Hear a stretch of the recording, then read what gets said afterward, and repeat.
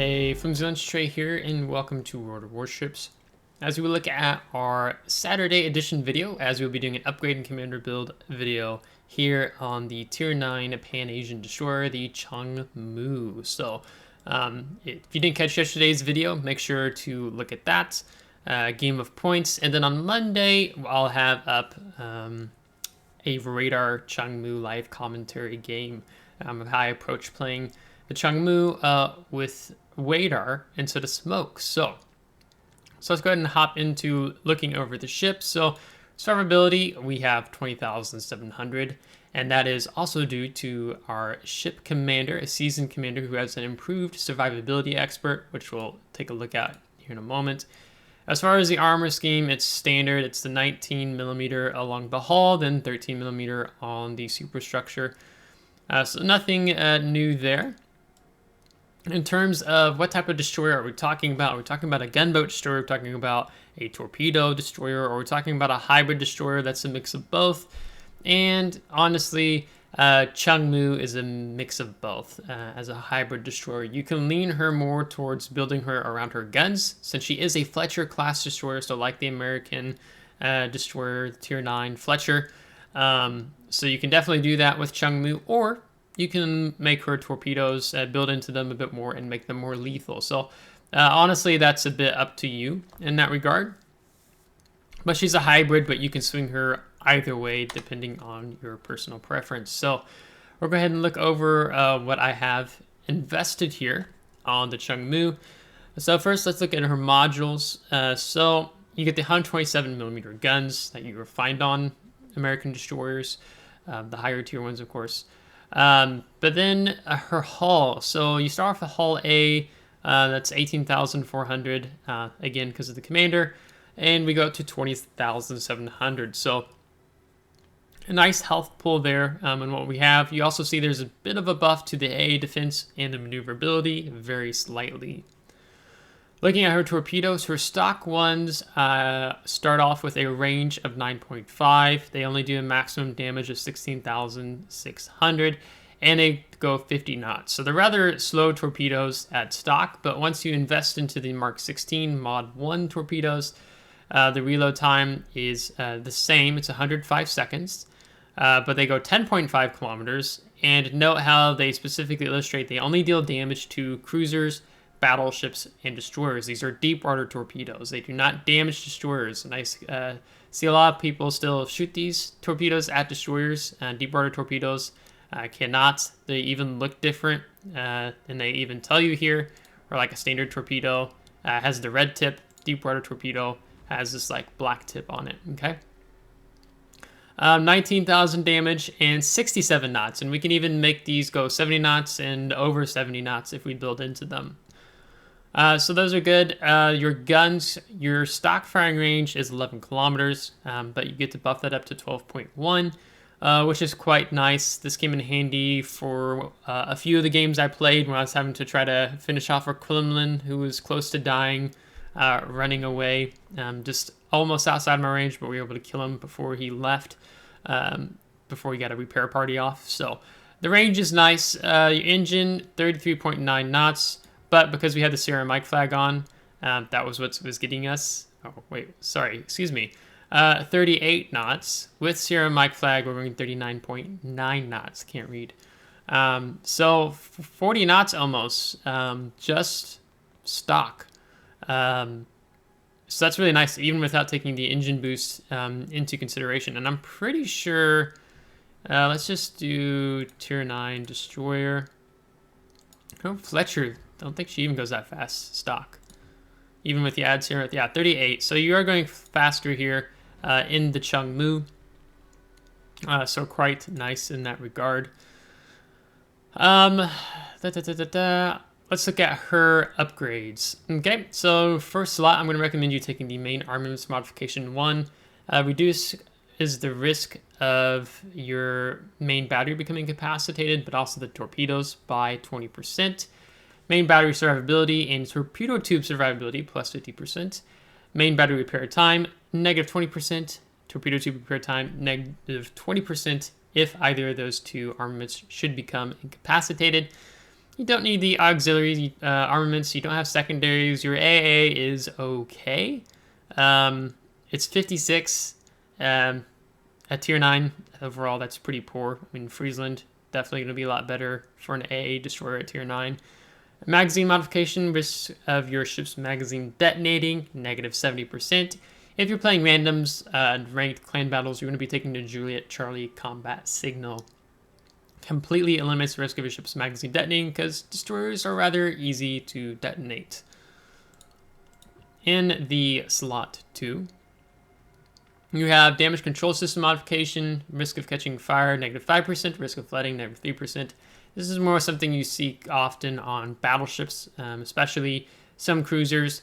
I recommend taking the engine room protection. It reduces the risk of your engine and your steering gears from becoming incapacitated by negative 20%. And repair time is reduced by negative 20% if either of those should become incapacitated. You also get access to 2 special upgrades. So one of those being you can extend your engine boost time.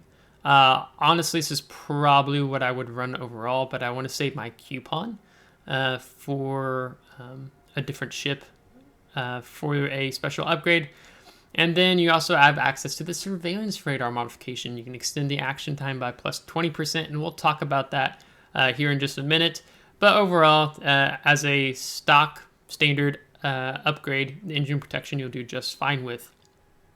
Now, if you're looking ahead to what I have built here, I've actually built a bit more into the guns. There's 2 routes you can go here. One being the aiming systems modification. This reduces reduces your main battery shell dispersion by negative 7%, meaning you're getting tighter vertical and horizontal dispersion. Your shells are more likely to land where you're aiming. You also get a torpedo tube traverse speed plus 20%. However, if we drop down, there's torpedo tubes modification 1. The speed of our torpedoes will increase by plus 5%. The traverse speed at plus 20% that you get out of the aiming systems. And the risk of torpedoes becoming incapacitated, negative 40%. So depending on what you want to do here, if you're going to go for a more gun build, then do the aiming systems modification 1. If you want to do more of a torpedo build, go for the torpedo tubes modification 1. Get the speed of those torpedoes increased, make it even more difficult for enemy ships to avoid them. Because these torpedoes have like ridiculous concealments. Torpedo detectability range by sea is 0.8, right? And then when you make them go faster, it's even more harder for an enemy to see them. So yeah, that's what I'd recommend there. For the 4 slots, I'm going to recommend the propulsion modification. This is what I've run pretty standard across all of my destroyers in general. Reduces the time taken to reach full engine power when accelerating, negative 50%. The other one you'll often see is something like steering gears. It can also be good. Rotor shift time, negative 20%. When we're looking at maneuverability, we're 3.9 seconds. So that's quite nice. When you're looking at the Yin and Yang, it's 3.5. So you're going to have a little bit longer here in terms of the rudder shift time on Chung. And I haven't found it to be bad. I like the propulsion because often I just working to try to more juke salvos if I find myself being focus fired by enemy team or dealing with an enemy destroyer, whatever have you. I just prefer this in general. Second I'd recommend would be steering gears in this category. For the 5th slot, I would recommend taking the concealment system modification 1, and we also have concealment expert on our commander. When you do concealment, it's fantastic. You're able to get down to 5.7. Since the new update that we're currently in, you no longer have to deal with camouflages. Normally you'd see it add negative 3% to concealment or decrease your concealment negative 3%. And they've taken that out of the game now, so the only 2 places you can reduce your concealment is on the upgrades and then with the commander. But 5.7 at tier 9 is really, really good. So it's really great to have. So definitely want to run that. It allows you to get closer with those 10.5 kilometer torpedoes to effectively drop your deep water torpedoes on enemy cruisers, battleships, and carriers. On the 6th slot, you can see I had the main battery modification 3. Again, this is a bit more of a gun build. So our main battery reload time, negative 12%. Main battery traverse speed, negative 13%. So our gun 180 degree turn time is 6.1 seconds. So that's not bad at all. There's other destroyers much worse. So that doesn't bother me at all here with Chung. When we're looking at the artillery, you can see I have a reload time of 3.1 seconds. I think if you do not take this, then you're more 3.3 seconds, if I'm not mistaken. So I've leaned into building a bit more into the guns. If you want to build more into the torpedoes, then you want to take torpedoes modification 2. This reduces your reload time by negative 15%, but it increases the risk of your torpedoes tubes becoming incapacitated plus 50%. So if you take this, you definitely want to be taking the torpedo tubes modification, because this is negative 40% risk of torpedo tubes becoming incapacitated, and then this increases plus 50%. So overall, it's only a 10% risk of your torpedoes becoming incapacitated. This also will get your reload time down to 89 seconds. So right now, instead of it being like basically a minute 45, it's a minute 29. And that is very appealing to me, because when you watched yesterday's video, you could see that I was really trying to work the torpedoes as much as possible. Sometimes I was kind of already ready for them to come back up again. So torpedo build is very good on Chung, I'd say, or gun build as well. So I might circle back to this before the end of the video, but that's what I have. So either of these two is what you want to be running here on your 6th slot. In terms of consumables, your damage control party, 5 seconds, reload time, 38 seconds. Your smoke generator, it's slightly different from the American destroyer line. Your action time is basically the same with the 30 seconds, but the smoke screen dispersion time is less. Rather than having that, basically, was it like, oh shoot, I'm spacing that now. Should have just left destroyers up. I'll look at Fletcher real quick. I want to say 2 minutes, but I feel like that's, yeah, 2 minutes. Instead of that, well, you see there 127 seconds, it's only 70 seconds, okay? And that also has to pair with because of the reload time. So as soon as your last puff of smoke is up, you basically sit in that for 70 seconds. And then after that smoke screen ends, basically within 25 seconds, your next smoke screen is up. Or something like the Fletcher, just to compare, your reload time is 160 seconds. So that's kind of the difference, one of the differences here in terms of the smoke screen between the Chung and the Fletcher, because again, Chung is a Fletcher class destroyer. So that can be fun. You get additional smoke with that as well. And then you have that surveillance radar. So the surveillance radar is a 22-second action time.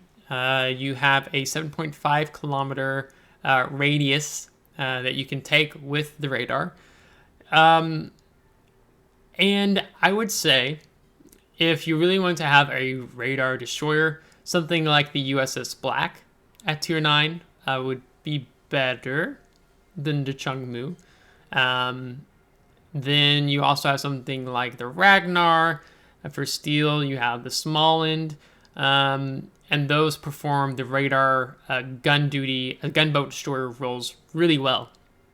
Where Chung is kind of more back of the pack in terms of being a tier 9 destroyer in which you run radar on.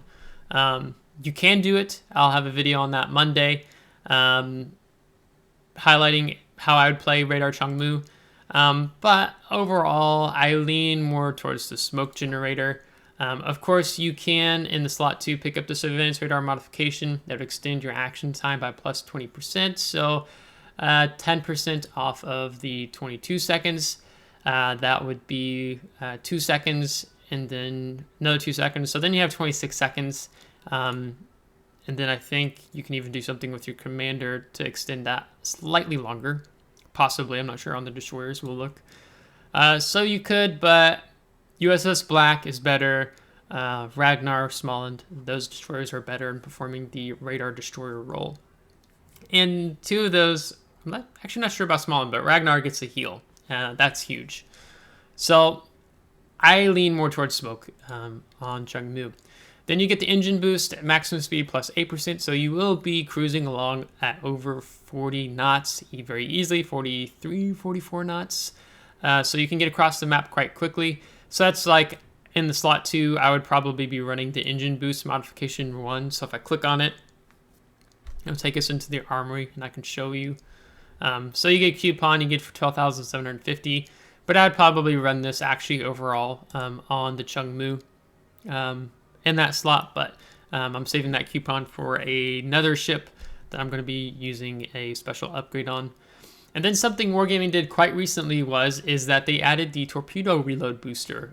Previously, this is all you had, and this line didn't shine. You didn't see these ships as much, but since Wargaming went ahead and buffed the line, they added that torpedo reload booster. You see a lot more of the Pan-Asian cruiser destroyers than you did previously. They needed something. Even when I covered the Sea and Yang, they didn't have the torpedo reload booster at that time, but now they do. So this is very helpful. You saw how it came in handy in yesterday's video, and I think I get some use out of it in Monday's video, but maybe not all of my torps land. So this is really good, but it has a very long reload time, basically 5 minutes is what you're having to rate for this to come back off of cooldown. So basically, you want to be able to make sure to try to use one in the first 10 minutes of the game, then you can use second one last 10 minutes of the game, something like that.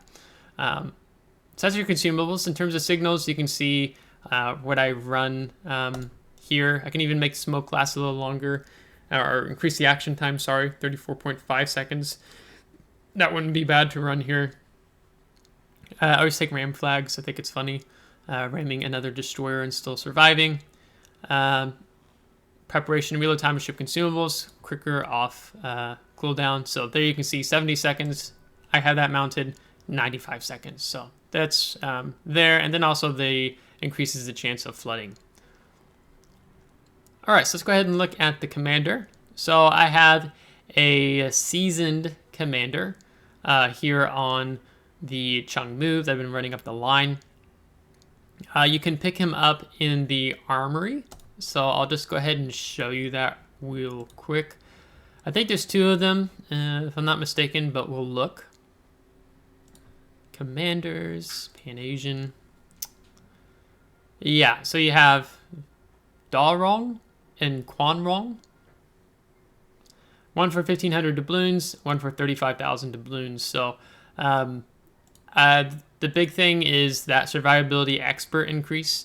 And also you can see demolition expert or pyrotechnician, and then survivability expert. So something for a carrier. So let's see what that looks like in the game. But that's where you pick these guys up if you want to be able to run them. The pirate or demolition expert, instead of having 1%, it's 1.5% increase in chances of causing fire on target. Though when you're looking at your fire chances overall, it's only 6%, and that's with the 2 combat signals. Otherwise, it's just 5%. There's other destroyers at tier 9 that have a higher chance of causing fire, so I don't necessarily recommend building into that. And then the other is the survivability expert. So instead of having the stock, what should be 350, yes, we can confirm that, you get 400. So that gives us a more robust health pool. So basically 450 additional points of health at tier 9, where at tier 10 it'd be 500. So that can make a difference in cases. I've definitely played a lot of games where I've had 100, 200, 300, 400 health as a destroyer and was still able to make an impact at the end of the game. Especially since I kind of are more built for guns and kind of finding myself in more of those gun engagements. So as far as the commander build goes, the first thing I'm going to recommend with your 10 points is do the bread and butter build for a destroyer. This is what you're going to see on like 95% of destroyers in World of Warships. That's preventive maintenance, reduces the risk of the main turrets, torpedo tubes, steering gears, and engine from becoming incapacitated by negative 30%. Then you're going to take a last stand. This is a must. The ship remains partially able to sustain speed and maneuverability with the engine and steering gears incapacitated. So you're not a sitting duck or just some random person who's just doing circles in the water with your rudder stuck. 6 points, this is a must. Survivability expert. Not running this skill, you lose health quickly, in the sense of, instead of having that robust 20,700 health at a tier 9, you go down to, I don't know. It's low, right? So you want to be running the survivability expert here. So basically, what you could say, like almost 4,000, so 3,600 is what would be deducted out of this.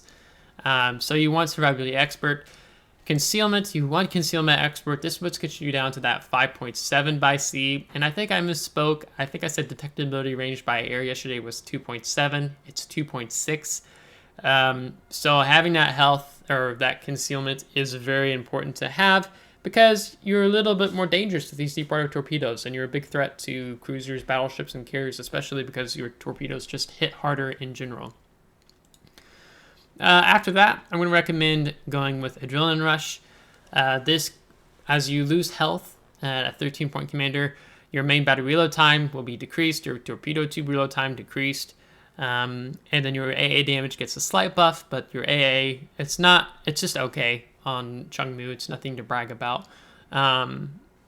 So this is what I'd recommend for a 13-point. And then I went ahead and I've ran Field of Tubes. So that's what it's getting us to that minute 45 second reload time on the torpedoes right now. That if we ultimately build into them with the upgrades, we can get down to just under a minute and a half. So that's something you definitely do. So there's from here, this is a 16-point commander build. There's a few different ways you could go. So one, we could get a bit of a hybrid the build going here. So we've built into the torpedoes a little bit, then now we're building into the guns. This gets our reload time on our main battery down to 2.9 seconds. So instead of having that 3.3 seconds at the beginning, we took the main battery modification 3 in the 6th slot, and then, or is that 2? And then you take main battery A specialist. Now we're down to, we go from 3.3, 3.4 to 3.1. Now we're down to 2.9. So pretty decent reload time. So it helps you to stand your own against most destroyers at tier 9. But again, when you're going up tiered, you face tier 10, or heaven forbid, you're facing down a super destroyer. Life can be quite rough for you in that instance. You get a little bit of a buff on your AA damage as well, but again, it's just kind of there. Nothing to brag about. And then from here, you could say, you know what, I want faster torpedoes. So then your torpedoes will go 70 knots instead of 67 knots. You could say, I don't want Swiftfish, I want priority target. I, as a destroyer player, because I've played the game for over 2 years now, since 2019, I'm getting quite comfortable without running priority target on my destroyers. Some destroyers I still do run priority target on, but because with the deep water torpedoes, you're often trying to not be detected as much, and you've probably noticed that more in yesterday's video.